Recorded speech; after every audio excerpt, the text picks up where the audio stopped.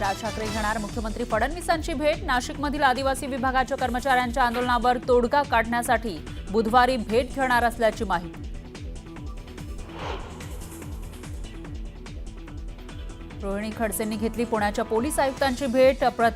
त्यांचे पती प्रांजल खेबलकर यांच्या अटके प्रकरणात भेट घेतल्याची माहिती। अंमली पदार्थांच्या चाचणीचा अहवाल येण्यास इतका वेळ का? पोर्शे अपघात प्रकरणामध्ये आरोपींच्या रक्ताचे नमुने बदलण्याचा इतिहास ससून रुग्णालयाचा। एकनाथ खडसेंची पोस्ट चर्चेत, तर असीम सरोदेंचीही घेतली भेट। निवडणुकीच्या तोंडावर सर्व वाद बाजूला ठेवा। पक्षीय भांडणामुळेच अनेक पक्ष खड्ड्यात गेले। पक्षाला खड्ड्यात घालाल तर पक्ष तुम्हाला खड्ड्यात घालेल। मुख्यमंत्र्यांनी कार्यकर्त्यांचे टोचले कान। पत्र लिहित राज ठाकरेंकडून काँग्रेसच्या वर्षा गायकवाड यांचं अभिनंदन। भाजप खासदार निशिकांत दुबेंना जाब विचारल्यानं गायकवाडांचं कौतुक। ठाकरे बंधूंमध्ये नेतृत्वाचा प्रश्नच नाही अशी कोणतीही चर्चा झाली नाही। बडे मुद्देमध्ये अविनाश अभ्यंकर यांचं स्पष्टीकरण। पालिका निवडणुकीच्या तोंडावर सर्वांनी एकत्र राहा। महायुतीत मित्रपक्षांवर टीका करू नका। शक्यतो महायुती म्हणूनच निवडणुका लढणार। मुख्यमंत्र्यांनी निवडणुकीचं फुंकलं रणशिंग।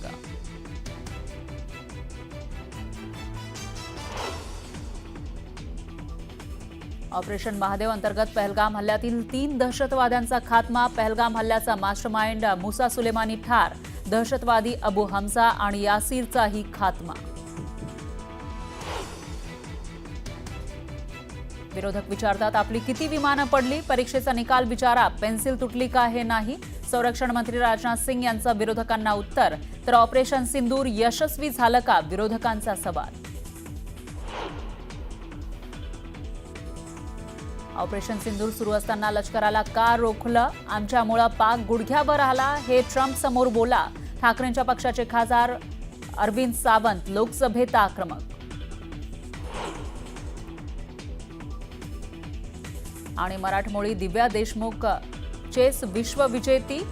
कोनेरू हम्पीवर दुसऱ्या रॅपिड फायर राऊंडमध्ये मिळवला विजय। दिव्यावर अभिनंदनाचा वर्षाव।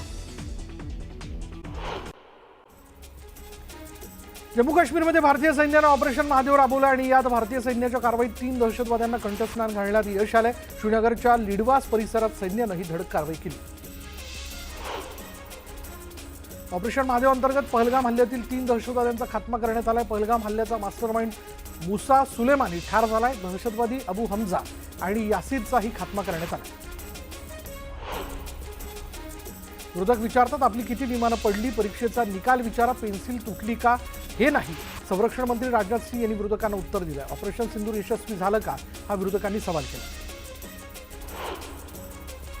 पहलगाममध्ये दहशतवादी घुसले कसे याचं उत्तर संरक्षण मंत्र्यांनी दिलं नसल्याचं काँग्रेस खासदार गौरव गोगोईंनी म्हटलंय। तर पहलगाममध्ये सुरक्षा देण्यात सरकार अपयशी झाल्याचं म्हणत त्यांनी हल्लाबोल केला। काँग्रेसचे ज्येष्ठ नेते सुरेश वरपुडकर भाजपमध्ये प्रवेश करणार आहेत। उद्या मुंबईत पक्षप्रवेश सोहळा पार पडणार आहे आणि यामुळे परभणी जिल्ह्यात काँग्रेसला हा मोठा धक्का मानला जातोय। सरकारवर दबाव आणण्यासाठी जरांगेंचा मुंबईत स्टंट असल्याची टीका नवनाथ वाघमारेंनी केली। तर जरांगेंसोबत 5%ही समाज राहिलेला नसल्याचंही त्यांनी म्हटलं। मंत्री माणिकराव कोकाटेंना मंत्रिपदावरून हटवण्याची मागणी शरद पवारांनी राष्ट्रवादी काँग्रेसकडे केली आहे आणि यासाठी रायगड जिल्हाधिकाऱ्यांच्या कार्यालयात पदाधिकाऱ्यांनी निवेदनही दिलं। नाफेड कांदा खरेदी उद्यापासून बंद असणार आहे आणि यामुळे शेतकऱ्यांनी संताप व्यक्त केला। नोंदणी केलेल्या शेतकऱ्यांची खरेदी बाकी असल्यानं शेतकऱ्यांमध्ये चिंतेचं वातावरण आहे। खरेदीसाठी मुदतवाढ देण्याची मागणी शेतकऱ्यांनी केली। वडवणी तालुक्यातील हरिश्चंद्र पिंपरी जिल्हा परिषदेच्या शाळेची दुरवस्था झाली आणि यामुळे विद्यार्थ्यांना जीव मुठीत घेऊन ज्ञानार्जनाचे धडे घ्यावे लागत आहेत। तातडीनं शाळा दुरुस्त करण्याची मागणी विद्यार्थ्यांच्या पालकांनी केली आहे। बारामतीच्या महात्मा फुले चौकातील आंदोलनाची प्रशासनानं दखल घेतली। आंदोलकांच्या या मागण्या प्रशासनाने मान्य केलेल्या आहेत। रहदारीच्या ठिकाणी पोलीस कर्मचाऱ्याची नियुक्ती आवश्यक आहे आणि या ठिकाणी गतिरोधक बसवले जाणार आहेत। नागपूरमध्ये क्षमतेपेक्षा जास्त विद्यार्थ्यांची वाहतूक करणाऱ्या स्कूल व्हॅनवर पोलिसांनी कारवाई केली। कारवाई करत पोलिसांनी वाहन चालकांना दंड आकारला। पनवेल अलिबाग एसटी बसला अपघात झालाय। ब्रेक फेल झाल्यानं एसटी बस थेट घरात घुसली. सुदैवाने यात कोणतीही जीवितहानी झालेली नाही.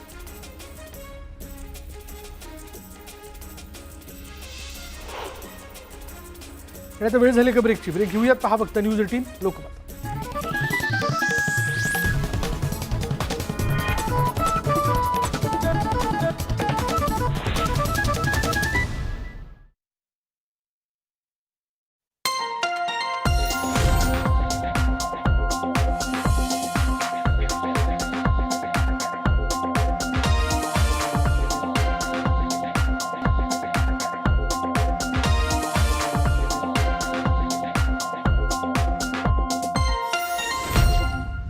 ही प्रकाशाची वाट चाल रमणीय आहे, रमणीय आहे. आम्ही सूर्यापासून फक्त वीज नाही बनवत, समृद्धी देशाच्या कोनाकोपऱ्यापर्यंत पोहोचवतो. ही प्रकाशाची अदानी, आम्ही करून दाखवतो.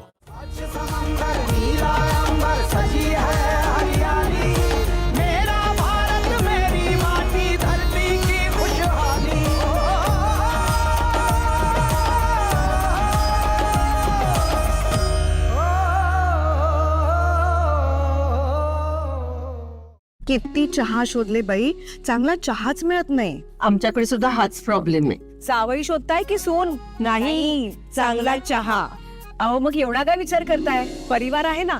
परिवारासाठीच शोधतोय. हा घ्या तुम्हाला हवा तसं चहा, तीच गुणवत्ता आणि तोच विश्वास. माझा चहा, माझा परिवार. Oh my god Sachin sir मी तुमचा बिगेस्ट फॅन आहे. तुमचा डुप्लिकेट सुद्धा इथे. काय कोइन्सिडन्स आहे. एक सेल्फी. मिस्टर तेंडुलकर, तुमची गाडी आली आहे. कॅटरॅक्ट जितकं वाढेल दृष्टी तितकी कमी होईल. डॉक्टर अगरवाल्स आय हॉस्पिटलमध्ये आजच अपॉइंटमेंट बुक करा. 28 ते 30 जुलै. कुणाच्या रात्री या प्रियाकडून पैसे मागायला मी आश्रमात गेले होते. गोळी या साक्षीने झाडली आहे. मिस्टर मधुकर पाटील निर्दोष होते आणि निर्दोष आहेत. मिळालेल्या साक्षी पुराव्यावरून कोर्टाचा अंतिम निकाल हा आहे की 28 ते 30 जुलै रात्री 8:30 वाजता स्टार प्रवाहवर.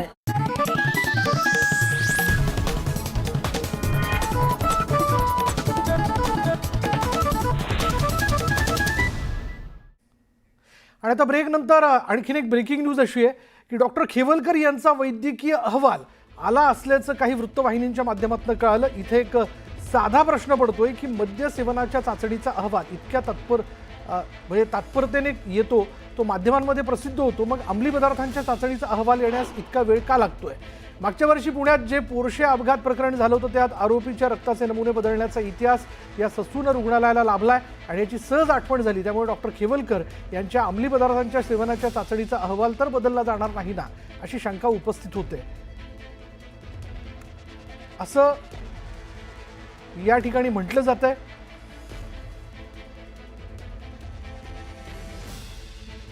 एकनाथ खडसेंनी असं म्हटलेलं आहे. एक्सवरती त्यांनी तशी पोस्ट टाकलेली. त्यांनी काय म्हटलं बघा, डॉक्टर खेवलकर यांचा वैद्यकीय अहवाल आला असल्याचं काही वृत्तवाहिन्यांच्या माध्यमातून कळालं.